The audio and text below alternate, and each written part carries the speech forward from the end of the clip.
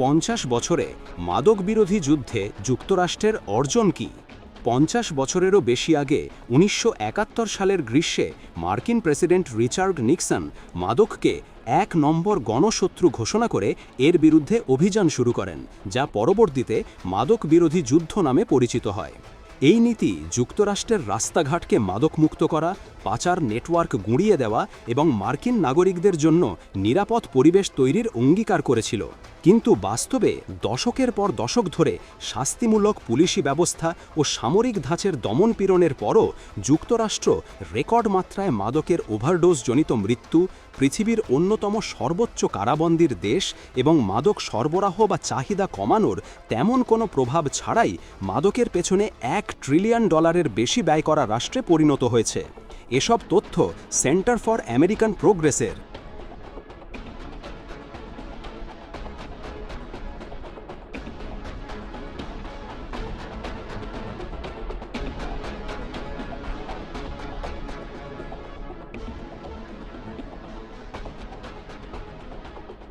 যুক্তরাষ্ট্রে তাদের মাদক বিরোধী যুদ্ধে পুলিশিং ও ফৌজদারি বিচার ব্যবস্থাকে নতুন রূপ দেয়, যেখানে কৃষ্ণাঙ্গদের অসমভাবে কারাগারে ঠেলে দেওয়া হয়। দেশের বাইরে লাতিন আমেরিকা জুড়ে সমান্তরাল এক সংঘাত তারা উস্কে দেয়, যেখানে মার্কিন সমর্থিত অভিযানের মাধ্যমে দুর্নীতি ও সংগঠিত অপরাধ আরও গভীর হয়। বর্তমানে যুক্তরাষ্ট্রে ফেন্টানিলের ওভারডোজের কারণে মৃত্যুর হার ইতিহাসের সর্বোচ্চ পর্যায়ে পৌঁছেছে এবং বহু অঙ্গরাজ্য গাঁজাকে বৈধ করার পথে এগিয়েছে। বর্তমানে ডোনাল্ড ট্রাম্পের প্রশাসন ভেনেজুয়েলার বিরুদ্ধে সামরিক ব্যবস্থা নিতে প্রস্তুতি নিয়েছে। দেশটির সরকারের বিরুদ্ধে যুক্তরাষ্ট্রে মাদক পাচারের অভিযান আনলেও এর পক্ষে কোনো প্রমাণ হাজির করেনি ওয়াশিংটন। এমন পরিস্থিতিতে আন্তর্জাতিক সংবাদ মাধ্যম আল জাজিরা খুঁজে বের করার চেষ্টা করেছে মাদক বিরোধী যুদ্ধ কিভাবে শুরু হয়েছিল এবং তা যুক্তরাষ্ট্র সহ আঞ্চলিক কী প্রভাব ফেলেছে।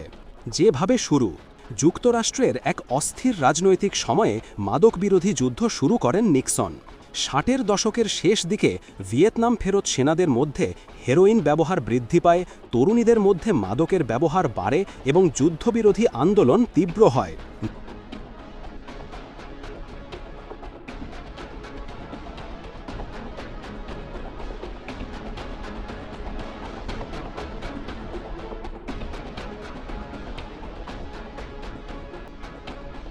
'নিক্সন প্রশাসন নতুন ফেডারাল সংস্থা তৈরি করে, কঠোর শাস্তি আরোপ করে এবং মাদক ব্যবহারে জাতীয় স্থিতিশীলতা বিপন্ন হয় এমন বর্ণনা তুলে ধরে শাস্তিমূলক ব্যবস্থার ভিত্তি স্থাপন করে। এর রাজনৈতিক যুক্তি পরে প্রকাশ করেন নিক্সনের সহকারী জন আর্লিকম্যান। তিনি 2016 সালে এক সাংবাদিককে বলেন, প্রশাসন যুদ্ধবিরোধী বামপন্থী আন্দোলনকারী ও কৃষ্ণাঙ্গ আমেরিকানদের প্রধান শত্রু হিসাবে দেখত। সরকার যেহেতু ভিন্ন মতাবলম্বী বা জাতিসত্তাকে অপরাধী হিসাবে ঘোষণা করতে পারেনি, তাই তারা হিপ্পিদের সঙ্গে গাঁজা ও কৃষ্ণাঙ্গদের সঙ্গে হেরোইনকে যুক্ত করে উভয় গোষ্ঠীকেই ব্যাপকভাবে অপরাধী হিসাবে চিহ্নিত করে। আর্লিকম্যানের মতে লক্ষ্য ছিল ওই সম্প্রদায়গুলোকে ভেঙে দেওয়া, তাদের বাড়িতে অভিযান চালানো, নেতাদের গ্রেফতার করা এবং সংবাদ মাধ্যমে তাদের অপরাধী হিসাবে তুলে করা। তিনি বলেন, আমরা জানতাম যে মাদক নিয়ে মিথ্যা বলছি। 1980-র দশকে প্রেসিডেন্ট রোনাল্ড রিগানের সময় এই অভিযান নাটকীয়ভাবে তীব্র হয়। 1984 সালের কম্প্রিহেন্সিভ ক্রাইম কন্ট্রোল অ্যাক্ট গাঁজা রাখার শাস্তি আরও কঠোর করে। 1986 সালের অ্যান্টি ড্রাগ অ্যাবিউজ অ্যাক্ট ন্যূনতম সাজা নির্ধারণ করে এবং এমন শাস্তিমূলক কাঠামো তৈরি করে যা শেষ পর্যন্ত কারাবন্দীদের মধ্যে বড় ধরনের বর্ণগত বৈষম্য সৃষ্টি করে। এই আইন অনুযায়ী 5 গ্রাম ক্র্যাক কোকেন পাওয়া গেলে ন্যূনতম 5 বছরের কারাদণ্ড দেওয়া হতো, অথচ অনেক বেশি দামি পাউডার কোকেনের 500 গ্রাম পাওয়া গেলেও ন্যূনতম একই শাস্তি নির্ধারিত ছিল। আইনটি পাশ হওয়ার পর কৃষ্ণাঙ্গ আমেরিকানদের কারাবন্দির হার 5 গুণ বেড়ে যায়, অর্থাৎ প্রতি 1 লাখে 50 জন থেকে বেড়ে 250 জন হয়ে যায়।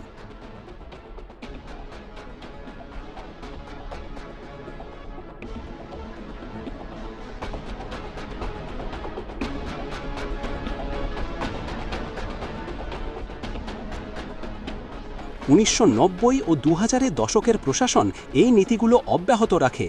বিল ক্লিন্টনের ১৯৯৪ সালের ক্রাইম বিল কারাগারে ফেডারাল অর্থায়ন বাড়ায়, আরও আক্রমণাত্মক পুলিশিং চালু করে এবং বিতর্কিত 3 স্ট্রাইকস নীতি প্রবর্তন করে, যেখানে তৃতীয়বার কোনো সহিংস অপরাধে দোষী সাব্যস্ত হলেই যাবজ্জীবন কারাদণ্ড বাধ্যতামূলক ছিল। বুশ বা ওবামা প্রশাসনের সময়ও তেমন কোনো পরিবর্তন দেখা যায়নি। ২০১০ দশক পর্যন্ত মাদক ব্যবহারের আলোচনায় কোনো বড় পরিবর্তন আসেনি। গাঁজা বৈধকরণের প্রসার এবং প্রেসক্রিপশন পেইন কিলারের কারণে তৈরি ওপিওয়েড সংকট দেখিয়ে দেয় যে শাস্তি দিয়ে আসক্তি নিয়ন্ত্রণ সম্ভব নয়। এখন ট্রাম্প গত অর্থশতকে চালু হওয়া বহু অভ্যন্তরীণ নীতি বজায় রেখেও দৃষ্টি দিচ্ছেন যুক্তরাষ্ট্রের পার্শ্ববর্তী অঞ্চলের দিকে।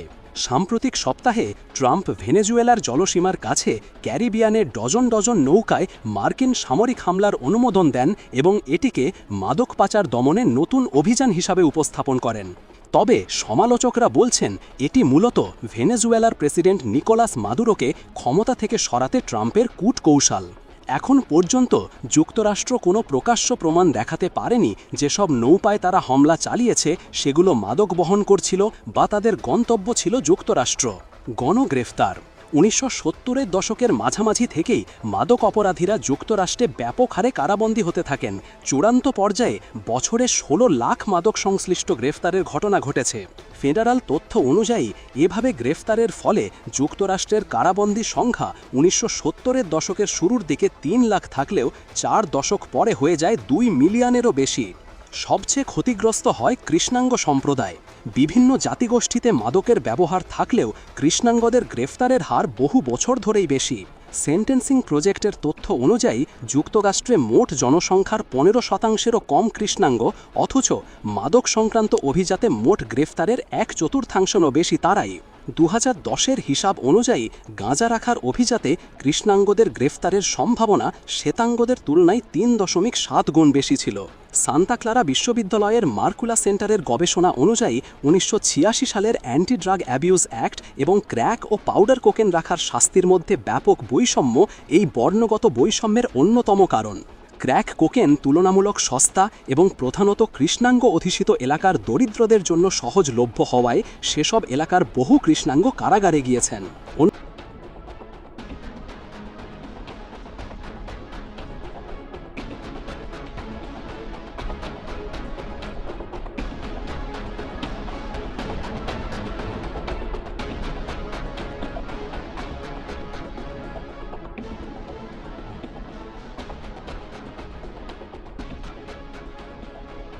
অন্যদিকে ধনী শ্বেতাঙ্গদের পাউডার কোকেন ব্যবহারের শাস্তি ছিল অনেক কম। এর পাশাপাশি মাদক দমনের মাধ্যমে সামগ্রিক অপরাধ কমবে এমন যুক্তিও কার্যকর ফল দেয়নি।